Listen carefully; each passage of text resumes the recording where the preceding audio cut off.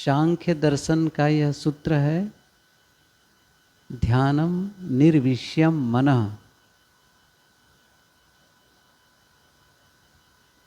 योग दर्शन का सूत्र है, योगश्चित्त वृत्ति निरोधः।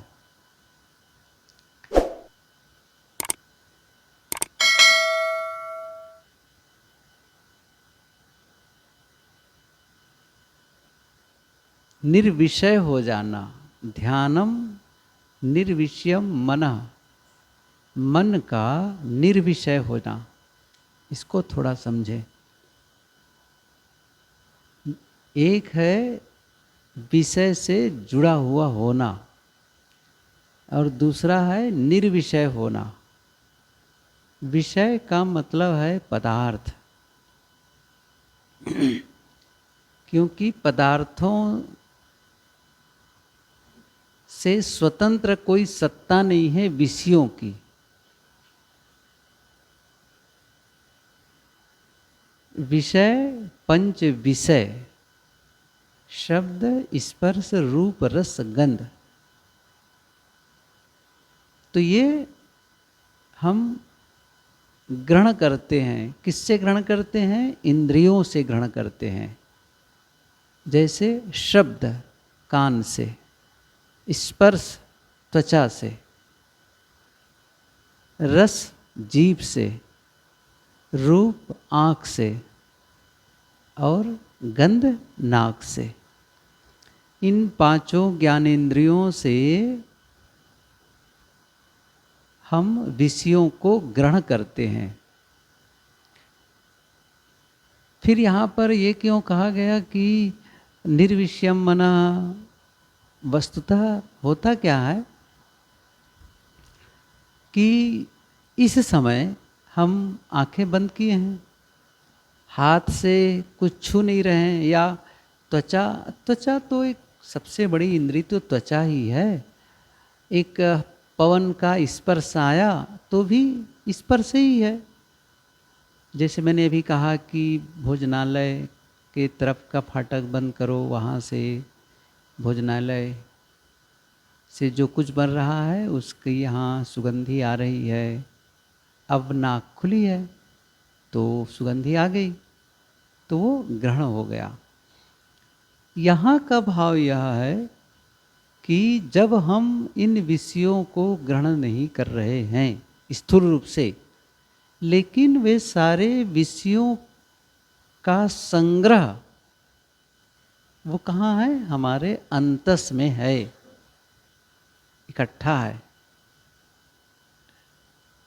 और वो सब चीज़ें फिर से याद आने लगती हैं, फिर से वो जुड़ाव होता है उसी रूप में, जिस रूप में इंद्रियों से हम संपर्क किए थे। वो सब कहाँ है? सब की यादगिरियाँ, सब के संस्कार भीतर संग्रहित है। मन का मतलब ही यही है। मैंने आगे और चर्चा हम करते रहेंगे मन के विषय में, क्योंकि मन ही तो साधना है हमको। मैंने कहा था ना, शरीर तो थोड़ी सी साधना करने पर आप स्थिर कर ही लेंगे। थोड़े दिन बैठेंगे और शरीर को साध लेंगे तो देर तक बैठे रहेंगे। न पैर बदलने की जरूरत पड़ेगी, न हाथ बदलने की, बिना हिले डुले देर तक बैठे रहेंगे। असली साधना है मन की। और ये मैंने पहले कई बार कहा, ध्यान क्या है? मन की साधना। और मन की साधना जीवन की साधना है, ये ध्यान रखो। ध्यान क्या है? मन की साधना। मन को साधते हैं और मन को साध करके आप पूरे जीवन को साध लेते हैं। क्योंकि जीवन के सारे क्रियाकलाप का जो आरंभिक बिंदु है वो क्या है? मन है। यदि वह गड़बड़ है तो सब गड़बड़ होता चला जाता है, और वह ठीक है तो सब ठीक होता चला जाता है। वो कहना चाहिए बिगिनिंग पॉइंट, स्टार्टिंग है, वो शुरुआत है। सारे कर्मों का। और इसके लिए वो सूत्र याद करो तथागत बुद्ध की, जो बहुत प्रसिद्ध है। उनकी जो पुस्तक है धम्म पदम, जिसमें 26 प्रकरण हैं, जिसको उन्होंने वग्ग कहा है। पहला ही प्रकरण है यमक वग्गो, जुड़वा वर्ग। अर्थ है कि पहला प्रकरण है, उसकी जो पहली गाथा है, पहली और दूसरी गाथा, ये सबकी मैं अलग अलग एकदम से व्याख्या करूं तो सारा समय इसी में चला जाएगा। लेकिन मैं वो गाथा कहूँगा। मनो पुब्बगमा धम्मा, मनो सेठा मनोमया, मनसा चे पदुट्ठेन भासति वा करोति वा, ततो नम दुख मनवेति चक्कम व बहतो पदम। मनो पुब्बगमा, पुब्बंगमा का मतलब है पूर्वगामी। गमा गमन करे, पूर्व पहले। मन क्या है? मनो मन। पुब्बगमा किसका? धम्मा। मनो पुब्बगमा धम्मा, धम्मा का अर्थ है धर्म, और यहाँ अर्थ है कर्म। मन कर्म के पूर्वगामी है, पहले गमन करता है। कबीर साहब ने थोड़ा सा उसका रूप बदल कर कहा है, नैनन आगे मन बसे, पलक पलक करे दौर। पहले मन चला जाता है। जिस काम को अभी आप कर रहे हैं या जब भी किए हैं, उसके पहले मन गया। बड़ा सरल उदाहरण तो आप यहीं के लिए समझ सकते हैं। आप यहाँ आए, आपका शरीर यहाँ आया, लेकिन इसके पहले मन ने सोचा मुझे ध्यान साधना में जाना है। एक विचार आया, ये विचार शुरुआत है। अब ऐसा नहीं है कि आप यहाँ आने के बाद सोचे अच्छा यहाँ मैं कैसे आ गया, यहाँ के लिए सोचा ही नहीं था। ऐसा नहीं है। आप पहले सोचे, फिर उसे बोले, घर वालों से बात कहे, अपने मित्रों से कहे, या यहाँ वालों को बताए मैं भी आना चाहता हूँ या आना चाहती हूँ। घर वालों से बताए कि मैं वहाँ जाना चाहता हूँ। तो पहले हुआ मन, फिर शब्द निकला, और फिर एक्शन में आ गए आप और यहाँ पहुँच गए। यदि मन में ये होता मुझे नहीं जाना है, अब देखिए, तो आप क्या कह देंगे? किसी ने कहा तो आप ध्यान शिविर में नहीं जाएंगे? नहीं, मुझे नहीं जाना है, मैं नहीं जाने वाला हूँ। कुछ भी, या तो कुछ काम है, नहीं है, जैसे मेरा मन नहीं है, बस। तो फिर क्या होगा? मन ने सोचा नहीं, तो फिर बोला नहीं, तो आया नहीं। सीधी सी बात है। मन ने सोचा जाना है, तो बोला जाना है, फिर क्या हुआ? आ गए। कहाँ से शुरुआत हुई? मन से। बुद्ध क्या कहते हैं? मन पूर्वगामी। और उसके लिए मैं छोटा सा सूत्र बताता हूँ, शायद आपके ये काम के लायक हो, याद करने लायक है, कि विचार कार्य का पूर्वज होता है। विचार कार्य का पूर्वज है। पूर्वज का मतलब पहले जन्म लिया हुआ। कार्य के पहले आपका विचार आया। अब महत्वपूर्ण पंक्ति आगे कहते हैं वो, यहाँ तक तो बात समझ में आई, लेकिन वह विचार गलत है। मनसा चे पदुट्ठेन, मनसा मन में इच्छाएं जो है प्रदुष्ट है, दुष्ट भाव वाला है, गलत भाव वाला है। मनसा चे पदुट्ठेन भासति, बोलता है। मन में कुभाव रख करके, गलत भाव रख करके भासति बोलता है। भासति व करोति वा, और करता है। मन में क्या भाव है? गलत भाव, दुष्ट भाव। और ऐसा दुष्ट भाव रख करके बोलते और करते हो तो परिणाम क्या आता है? ततो नम दुख मनवेति, दुख आपके पीछे लग जाता है, ततो नम दुख मन वेद, अनुगमन करने लग जाता है दुख। कैसे अनुगमन करता है? चक्कम व बहतो पदम। बैलगाड़ी हम लोगों ने देखी है, बैल खींचता है, पीछे पहिए होते हैं। जैसे गाड़ी खींचने वाले, वाहन खींचने वाले जानवर के पीछे पहिया बिल्कुल पीछे पीछे चलता है। हम सभी बचपने में जानते थे, कभी कभी गाड़ी की लंबाई कम होती थी, बैल की लंबाई अधिक हो जाती थी कहीं कहीं, तो बैल के पीछे वाले पैर में पहिए की चोट लग जाती थी। छत्तीसगढ़ में उसको कहते थे चाक लगना। चाक माने पहिया, चाक लगना, चाक माने पहिया। उस पहिए से उसका पैर छिल जाता था पीछे। ये तो मैंने बचपने में देखा है। अब देखिए कौन खींच रहा है? बैल। किसको चोट लग रही है? बैल को। ये दुख का बीज हमने बोया। कैसे बोया? मैंने वो कहा ना, पदुष्ठे न, दुष्ट भाव रख करके भासती वा करोति वा। पहले मन में गलत विचार आया, गलत शब्द निकला और गलत कर्म हुए और आपके पीछे वह दुख लगा। लेकिन वही ठीक हो जाता मन।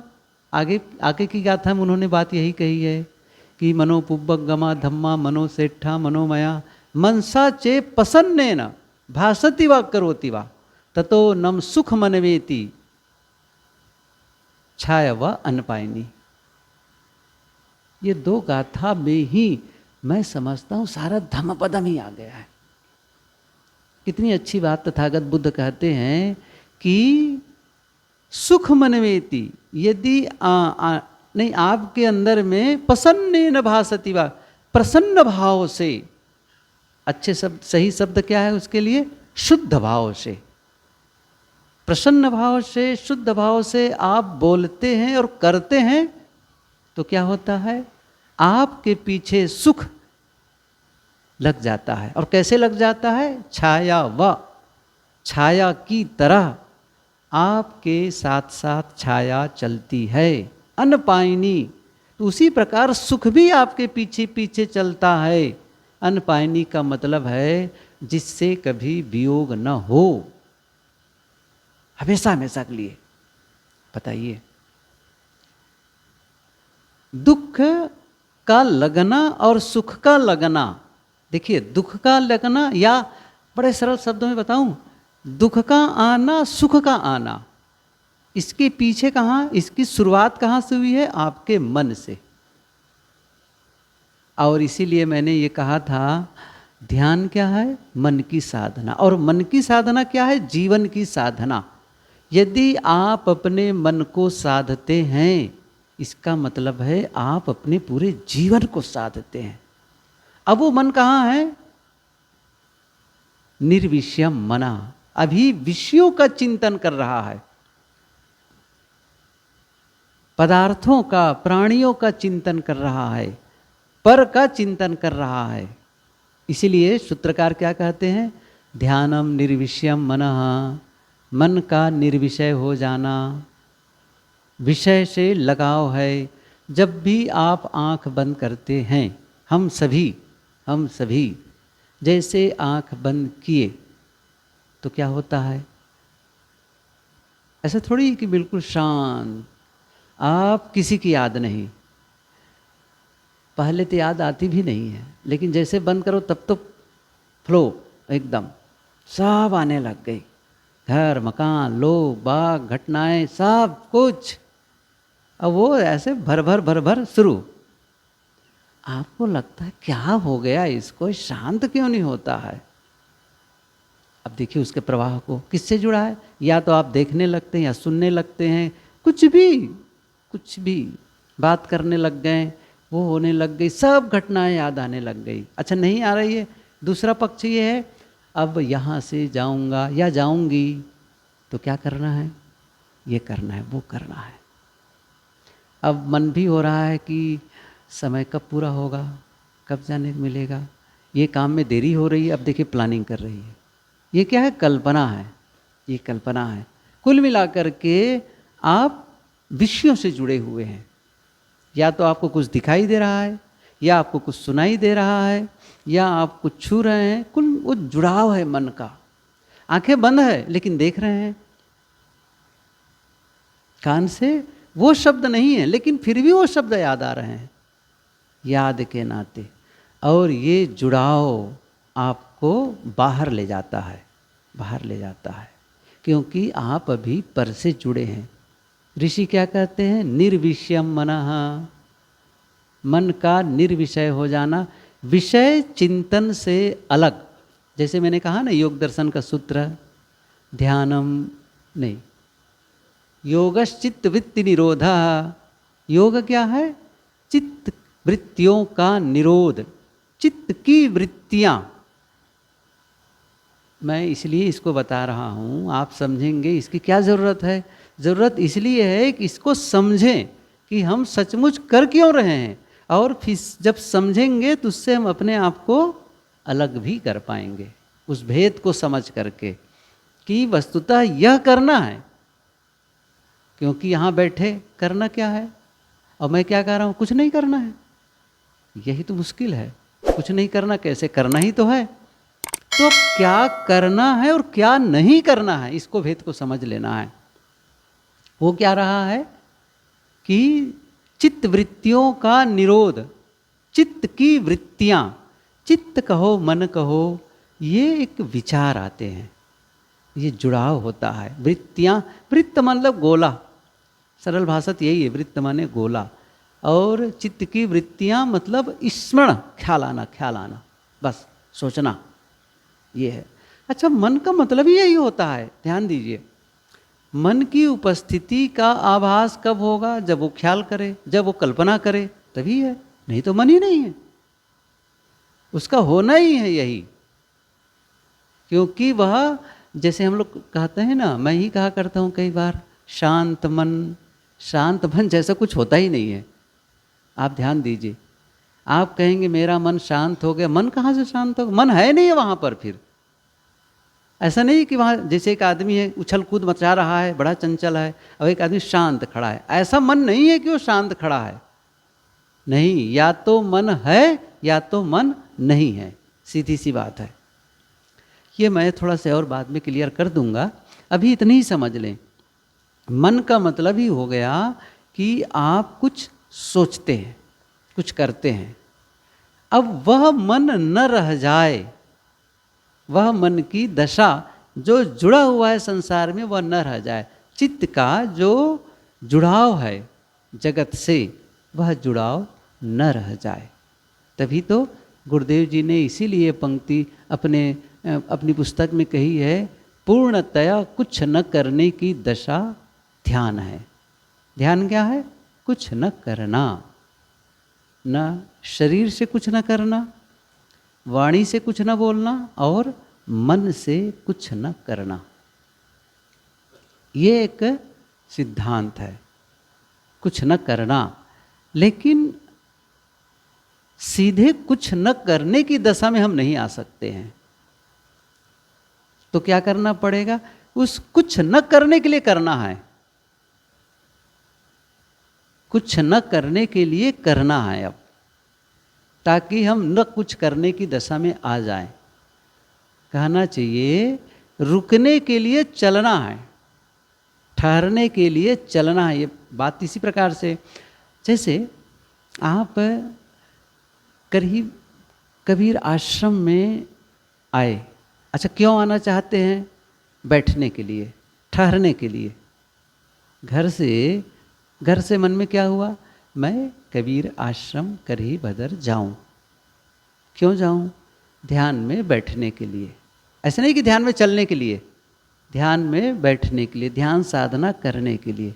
लेकिन तब वहाँ से चले, क्यों चले? अब क्यों चल रहे हैं? न चलने के लिए। क्यों चल रहे हैं? बैठने के लिए। कहाँ बैठने के लिए? ध्यान में बैठने के लिए। फिर चलते ही क्यों है जब नहीं चलना है वहाँ चल के? तो वो नहीं चलेगा। वहाँ से चलना, यहाँ आकर ठहरना। तो वो चलना क्या हुआ? बीच में जो चल रहे थे वो न चलने के लिए। ऐसे ही है ये। हमारे जो सारे क्रियाकलाप है क्यों हैं? वह निष्क्रिय हो जाने के लिए, अकर्म के लिए, अकर्ता भाव में आने के लिए, कुछ न करने के लिए है। तो फिर वो करना, अब लगता है यही न करने में मेहनत लगने लग गई है। जैसे ये देखिए मेरी मुट्ठी बंधी हुई है, तो बंधी है, अब इसको अब बंधी है तो फिर इसको अब मुझे क्या करना है? खोल देना है। जबकि खोल देना सहज है, ये खोलने में करना लगा, खोलना भी एक कर्म हो गया, लेकिन वो कर्म है नहीं है, ये मूल अवस्था में लौटना है। सच बात क्या है? ये मूल अवस्था में लौटना है, मुट्ठी का न बंधना, ये मूल अवस्था में आ गए हम। अभी तक के बंधना, और जितना आप उसको कसते चले जाएंगे वो दर्द होता चला जाएगा। छोड़ दिए, बस ऐसे ही है ये। तो मूल अवस्था में जो आपकी जो मूलावस्था है वह मौन है, शांत है, जिसका आपका भीतर अस्तित्व है वो शांत और मौन। इसको इस ढंग से भी समझें, जब हम जुड़ते हैं, जब हमारा चित्त जुड़ता है, हमारा मन जुड़ता है जगत से, घटनाओं से, लोगों से, तो क्या होता है? उस समय जो भी घटना घटी है वो घटना हम फिर से याद करके हमारा भाव जगत भी उसी रूप में बदल जाता है। हमारा केवल भाव नहीं बल्कि फिजिकली भी, केवल मेंटली नहीं, फिजिकली भी ऐसे ही इमोशंस क्रिएट होने लग जाते हैं, ऐसे ही हमारे भीतर से रसायन रिलीज होने लग जाते हैं। जैसे आज से 2 साल पहले किसी ने आपका अपमान किया, किसी ने आपका नुकसान किया, किसी ने आपको कटु कहा। अब वो बात याद आ गई। 2 साल पहले, 2 महीना पहले, 1 महीना पहले, 2 दिन पहले, कोई इसका नाप की बात नहीं है, एक उदाहरण है। तो वो कुछ भी घटना घटी तो फिर अब अभी याद कर रहे हैं। अब याद किए, जैसे याद किए तो उस घटना से अब जुड़े, तब जानते क्या होगा? वो दृश्य दिखाई देगा, और वो जो सामने वाले ने जो शब्द कहा था वो शब्द सुनाई देगा। और जैसे उससे जुड़े तो अब आपके भीतर क्या होने लग जाएगा? जो उस समय हुआ था वो इस समय होने लग जाएगा। होता है ऐसा, इस समय होने लग जाएगा। मान लो आपके कुछ समय पहले आपका बहुत प्रिय मित्र हो, घर का कोई प्रिय सदस्य हो, उनका देहावसान हो गया, वो उनकी मृत्यु हो गई, और उसको लेकर के आपको बहुत तकलीफ हुई थी, और वो इस समय आपको याद आ जाए और वो दृश्य दिखने और याद आता जाए, जुड़ते गए कुछ समय तक के आप उसमें लगे रहे बिल्कुल इमोशंस, तो फिर आप देखेंगे, आप हो सकता है आप रोने भी लग जाएं, भावुक हो जाएं, ऐसा होता है। तो वो दुख फिर से जुड़ गए। कोई प्रसन्नता के क्षण हो तो क्या होगा? वो जब जुड़ा होता है तो मन में हर्ष के भाव जगने लग जाते हैं, और जब जब आपको जो सुख के साधन मिले, सुख की याद आई, तो उससे राग होने लग जाता है, और दुख के भाव जगे तो द्वेष होने लग जाता है, तकलीफ होने लग जाती है। योग दर्शन का भी सूत्र है, सुखानुसयी रागः दुखानुसयी द्वेषः, सुखानुसयी अनुशयन, शयन करने लगे, सुख का चिंतन करते करते राग हो गया, और अच्छा लगा, उसने मेरी प्रशंसा की, उसने वैसा कहा, कितना अच्छा रहा, वो रहा, बस जुड़ते चले गए। लेकिन एक बात समझे, चाहे आपको सुख के इमोशंस हो रहे हों चाहे दुख के, आप अपने से अलग हो रहे हैं, आप अपने से अलग हो रहे हैं। अच्छी बात क्या है? आप अपने में रहें। और ये इस समय याद करिए सद्गुरु विशाल देव की पंक्ति, जाहि समय कछु याद नहीं, ताहि समय दुख कौन। ये पंक्ति ध्यान दो सब लोग। क्या कहा मैंने? जिस समय आप किसी की याद नहीं करते, क्या उस समय आपको कोई दुख हो सकता है? नहीं। जुड़ाव से ही दुख है। जब उस घटना से जुड़े तो दुख है, और घटना से आप जुड़े नहीं हैं, ख्याल नहीं है उसके बारे में, कोई दुख नहीं है, कोई सुख नहीं है, बिल्कुल अलग है।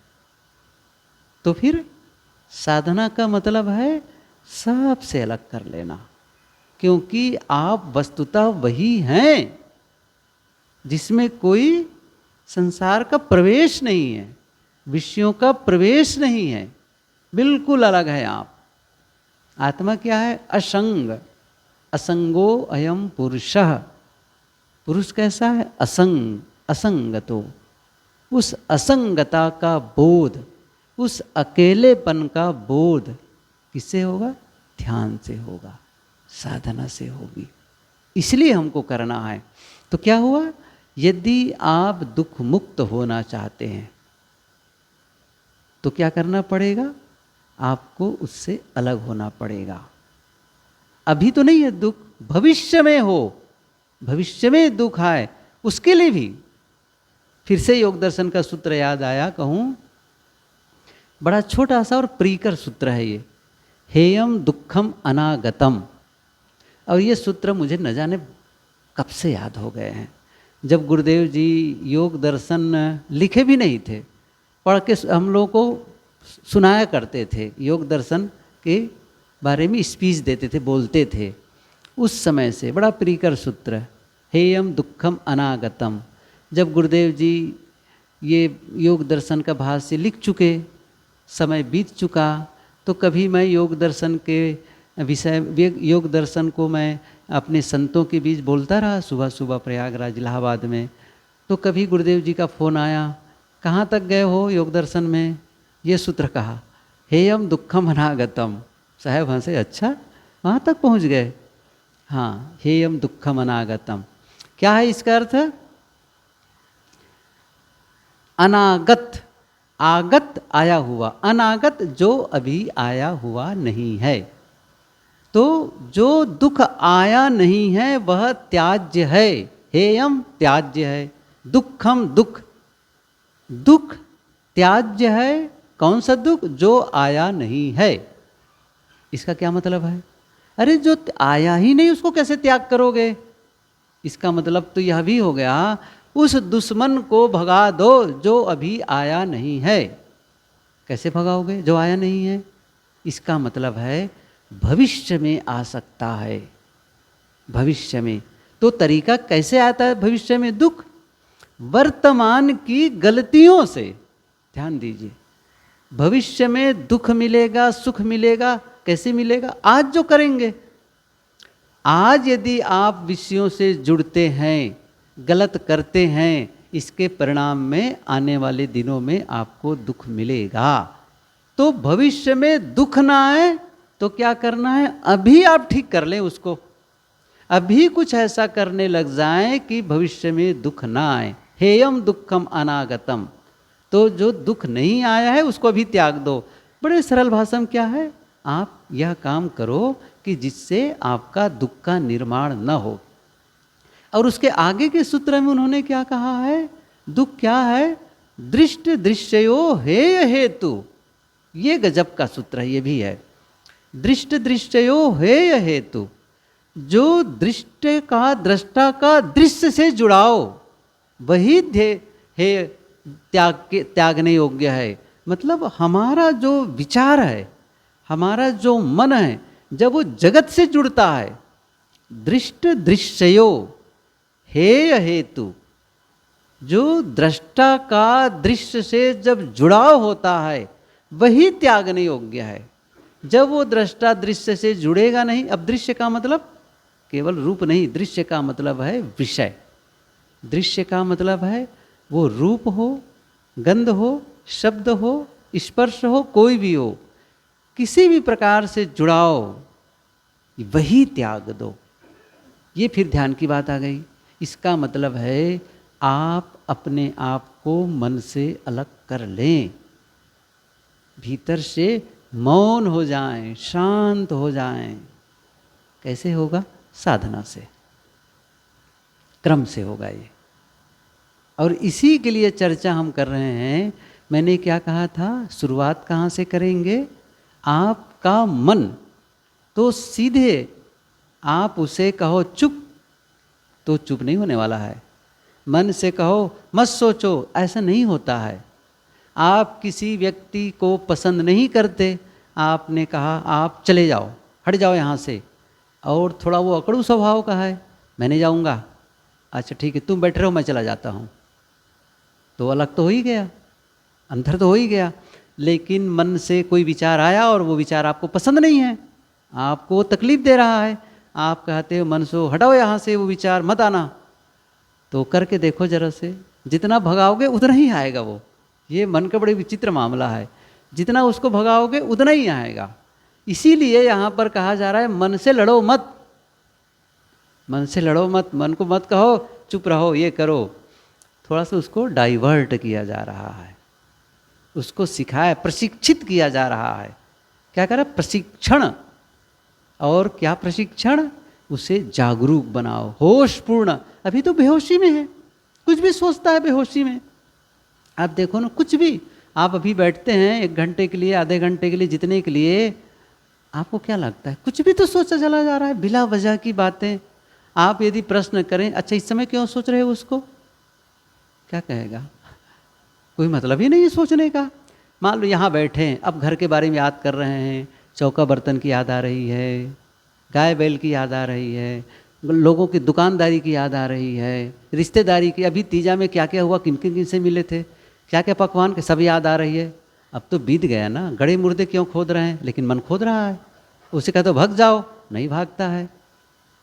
अब इसीलिए उसको डाइवर्ट करना है, इसीलिए उसको प्रशिक्षित करना है। क्यों कर रहा है? बेहोशी में कर रहा है, सब होश में नहीं है।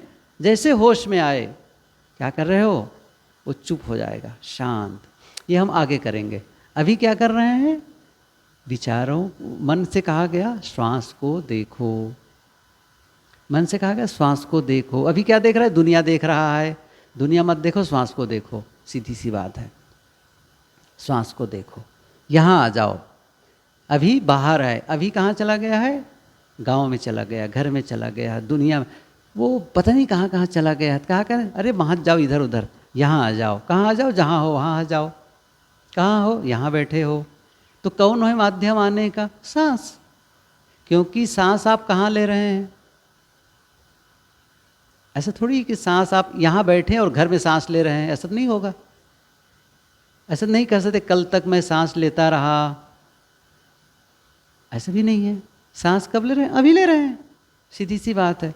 सांस अभी प्रेजेंट मोमेंट में वो है, सांस का आना जाना, लेकिन हमें पता ही नहीं चलता है सांस कब आ रही जा रही है। वो निरंतर की घटना है, हर समय घट रही है, लगातार सांस आना जाना, आ रही है जा रही है, आ रही है जा रही है। अब इस घटना को हम ख्याल नहीं किए हैं। अब उसी को जानना, ये क्या हुआ? होश को जगाना, अवेयरनेस, जागरूकता का विकास।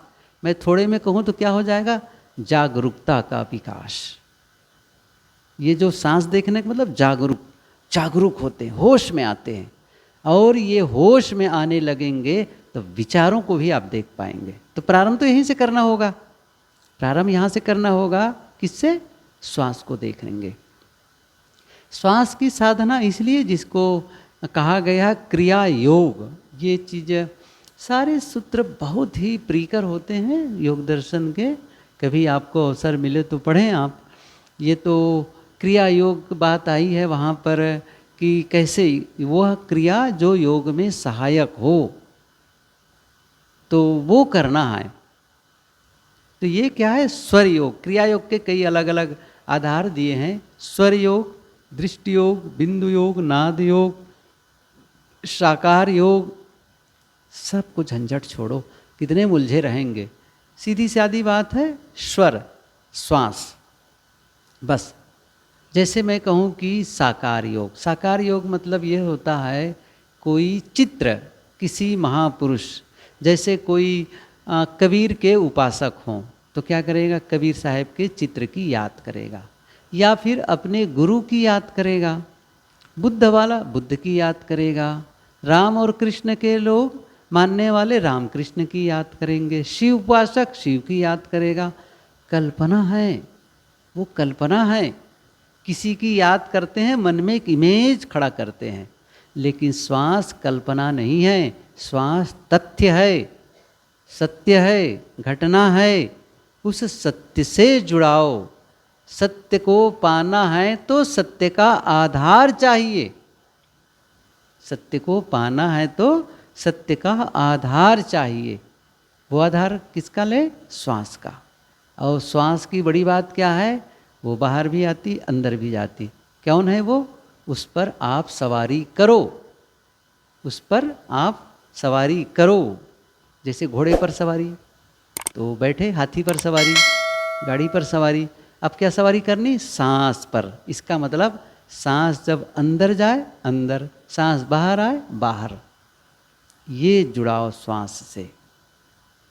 क्यों जुड़ाव श्वास से?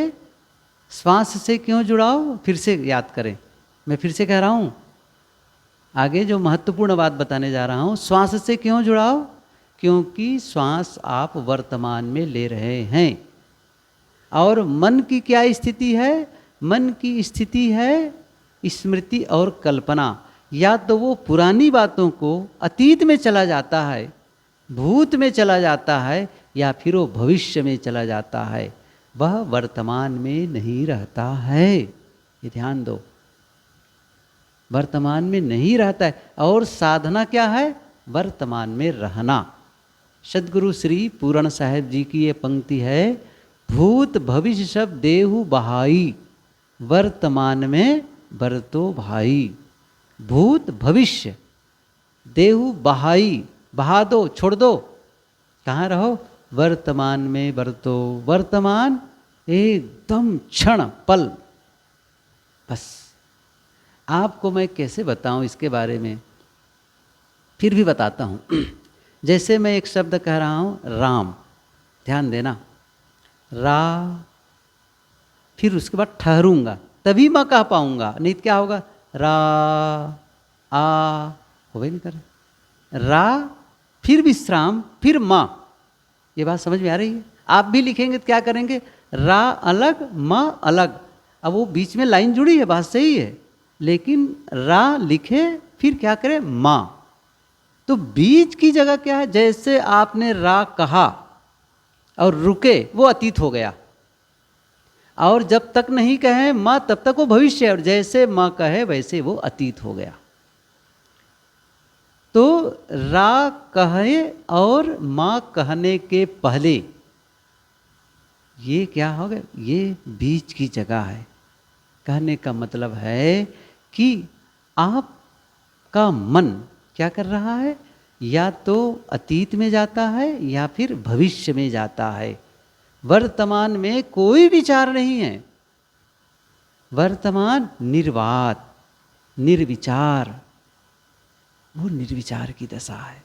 शांत, पूर्ण पूर्ण मौन की दशा है फिर वह। तो बात कहाँ है? यही कि जब आप श्वास ले रहे हैं, कब ले रहे हैं? वर्तमान में। कहाँ ले रहे हैं? अभी ले रहे हैं। श्वास शरीर पे ले रहे हैं। तो फिर क्या हुआ? यदि आप अपने मन को, जो अतीत और भविष्य में भटक रहा है, पेंडुलम की तरह डोल रहा है, यदि आप श्वास से जोड़ देते हैं, इसका मतलब वर्तमान से जुड़ जाते हैं। तो वर्तमान में लौटने के लिए कोई आधार है। कौन सा है? सांस। सांस। तो फिर विचारों से आप परे हो जाते हैं। इसलिए यह साधना की जरूरत है। मैं इसलिए इन बातों को थोड़ा विस्तार से बता रहा हूँ। मैं बताया कि कॉन्सेप्ट क्लियर होना चाहिए, कि ऐसा न हो कि हम बैठे तो हैं, पता नहीं हम क्या करें, कुछ समझ में नहीं आ रहा है, बस ऐसे ही है। अब ये चीज़, अब इसका अभ्यास, ध्यान दीजिए, रिपीटेशन, बार बार अभ्यास, मतलब किसी काम को दोहराओ लगातार। तो जो साधना करके जो सरलता अनुभव करते हैं, कोई भी काम प्रारंभ में कठिन होता है। या मैं इसको इस ढंग से कहूँ, जिस काम को करना अभी आपको सरल लग रहा है, चाहे वो गाड़ी का ड्राइव करना हो, चाहे आपको रोटी बेलना हो, चाहे आपको कोई सिलाई मशीन चलाना हो, या आपको कोई पढ़ना हो, इंग्लिश पढ़ना हो, अंग्रेजी पढ़, कोई हिंदी, कुछ भी भाषा पढ़ना हो, लिखना हो, शुरू का ध्यान रखिए। शुरू में कितना कठिन रहा? शुरू में कठिन, बाद में सरल। तो इसका मतलब नहीं कि वो सरल हो गया, नहीं, आपका अभ्यास बढ़ गया उस काम को करने में और वो सरल लगने लग गया। तो शुरू में शक्ति लगेगी ज़्यादा, लेकिन एक बार आपने वो काम जारी कर दिया तो शुरुआत में बहुत शक्ति की ज़रूरत होती है और बाद में फिर शक्ति कम लगती है। कैसे? उसको एक शब्द आता है स्टैटिक इनर्शिया, शायद पहली बार सुने होंगे। स्टैटिक इनर्शिया, स्थैतिक जड़ता, हिंदी में कह रहा हूँ। स्थैतिक मतलब, इसको मैं थोड़ा उदाहरण से समझाऊँ। जैसे आपकी गाड़ी 4 व्हीलर मान के चलो, कभी कभी गाड़ी रुक गई, अब आपने बहुत सारे उपाय किए, वो चालू नहीं, तब जो पीछे बैठे लोग जरा उतरो तो सही, गाड़ी धक्का लगाओ, होता है ना, धक्का लगाओ। कभी कभी कहते नहीं ये धक्का प्लेट गाड़ी है, धक्का लगाओ तभी चालू होती है, तो धक्का लगाए। तो धक्का लगाने की शुरुआत में जो शक्ति लगी और एक बार जब वो ढकेल दिए तो फिर वो शक्ति पहले वाली नहीं लगेगी। वही है स्टैटिक इनर्शिया, स्टैटिक स्थिति में। ये कभी अब जमी हुई है, वो जड़ता है स्थिति में। ऐसे ही हम लोगों की भी बात है, एक स्थिति में हम लोग हैं, ऐसे ही है। तो अब उससे थोड़ा सा उसको हिलाना है, क्योंकि अभी तक तो हमने कभी साधना की ही नहीं है। अच्छा की है तो कब की है? साल भर पहले जब यही ध्यान सिर में आए थे तब किए थे। साल भर करना चाहिए, 2 साल हो गए अब तो। अच्छा इस बीच में कहाँ समय है साहब? सुबह से उठो तब तो बच्चों का टिफिन बनाना, ये करना वो करना, बहुत उधम बान, ख्याल नहीं रहता। अच्छा ये भी ख्याल नहीं रहता कि ध्यान भी करना चाहिए। क्या करें, ध्यान का ध्यान नहीं रहता है ध्यान करने का भी ध्यान नहीं रहता है, क्योंकि जीवन का ही इतना ध्यान रखना पड़ता है, काम का ही इतना ध्यान है कि ध्यान का ध्यान नहीं है। इतना हम बिखरे हुए हैं, इतना, मतलब सबसे अंतिम में रखते हैं इसको, सबसे। अच्छा उस काम से छुट्टी पा जाऊंगा तो आ जाऊंगा। अभी मैंने एक से कहा आ जाओ चलो, कहें साहब अभी दवाई छिड़के वाले हैं घर के लोग, तो छोटे छोटे बच्चों को मुझसे रखवाली करना है, सबसे छुट्टी पाएंगे तब आएंगे। मतलब प्रायोरिटी में नहीं है ये, लास्ट में सबसे छुट्टी मिले तब आऊँगा, नहीं मिले तो बात खत्म। गजब है हैं? हाँ तब जब पूरी छुट्टी हो जाएगी तब कहेंगे ओ चूक गए हम, जो करना था वो करना ही रह गया। नहीं, अभी अवसर है, थोड़ा थोड़ा आप करते रहें, थोड़ा थोड़ा। तो वो पंक्ति याद करो कबीर साहब की कि कैसे है, नहीं, धीरे धीरे रे मना, धीरे सब कुछ होए, माली सींचे 100 घड़ा। अब वो पानी सींच रहा है घड़े से घड़े से, फल नहीं आ रहा है, लेकिन क्या वो सींचना बंद कर देता है? नहीं करता है। उन्हें पता है ऋतु आए फल होए, ऋतु आएगा फल आएगा। अभी सींचना बंद कर दूंगा तो ऋतु आने पर भी फल नहीं आएगा, है ना? ऋतु आने पर भी फल, क्योंकि फल पेड़ ही सूख जाएगा। इसलिए सातत्यता, कुछ करते रहो, थोड़ा थोड़ा थोड़ा थोड़ा। तो यहाँ तो केवल प्रशिक्षण है, मैंने कहा भी था, यहाँ तो केवल प्रशिक्षण है, हर चीज का प्रशिक्षण है।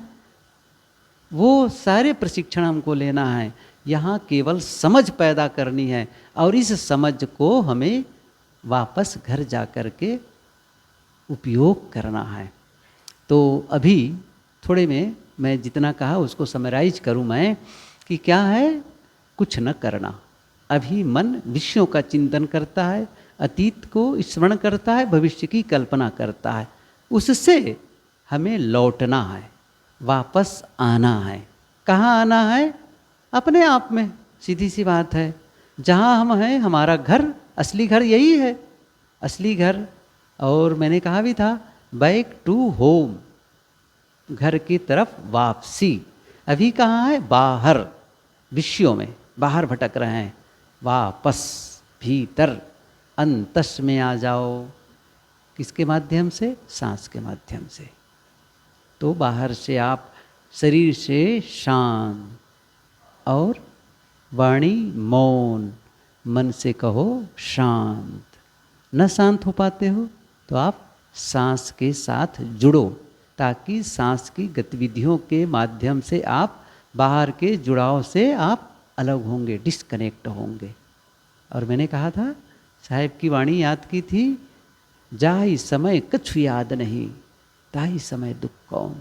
जिस समय किसी की याद नहीं आ रही है, कौन दुख है? न दुख है न सुख है, सबसे अलग अपने आप में शांत और मौन, वो पूर्ण दशा है। आए, थोड़ा समय है, फिर से साधना करें। और ये अब क्लियर है। पहले क्या है? बैठना। कैसे बैठना? जिससे आपको आराम मिले, उस बैठक में बैठना, उस पोजीशन में बैठना। कोई कहता है नहीं जो बैठना नहीं, मुझे खड़े खड़े अच्छा लगता है, तो खड़े रहो। बस ध्यान क्या रखो, गिरो मत, नहीं तो आपको तकलीफ होगी, दूसरे की भी हो सकती है। और बहुत खड़े होने का मन है तो बरामदे में चले जाओ, वहाँ खड़े हो जाओ। लेकिन बैठना अच्छा है, बैठना अच्छा है, ताकि कहीं नींद में गिर भी जाओ तो बहुत चोट नहीं लगेगी। तो बैठना अच्छा है। लेकिन कैसे बैठना है वो बताया, मैं बताया, सीधे, है ना, सीधा, कमर झुकी हुई न हो, सीधी कमर, रीढ़ सीधी हो, गर्दन सिर बिल्कुल सिधाई में हो। साथ साथ यह भी ख्याल करना है, तनाव रहित, पूरा रिलैक्स, आंखें बंद, आंखें बंद, बाहर के पट बंद कर अंदर के पट खोल। ये इंद्रियों का जो फाटक है बंद कर दो। तो स्थूल फाटक तो आंख वाली पलक है, उसको बंद करो। कान से कुछ सुनने की चेष्टा ना करो,